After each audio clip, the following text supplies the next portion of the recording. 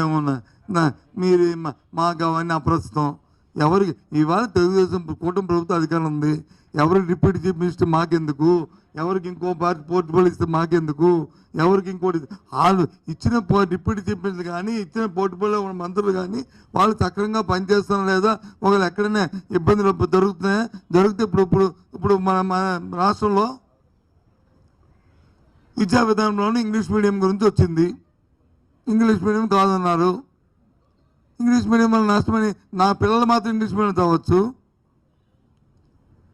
పేదవాడి పిల్లలు మాత్రం ఇంగ్లీష్ మీడియం చదవకూడదు. ఇదేం ధర్మం అండి?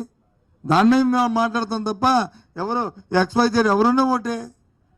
వాళ్ళ గురించి తప్పు కదా, అది పార్టీ వాళ్ళ ఇష్టం, వాళ్ళు ఎవరికేం పెట్టుకుంటారో మా విధానాల మీద మాట్లాడుతాం అందుకని తప్ప వాళ్ళ తాలూకా అంతర్గత విషయాలు మాకు అనవసరం కదా. అది వాళ్ళకి కావాలి కాబట్టి జగన్మోహన్ రెడ్డి ఇల్లు ఎన్ని బెడ్రూమ్లు ఉన్నాయి, ఎన్ని గదులు ఉన్నాయి కానీ మాకెందుకు, మాకు అవసరంలే.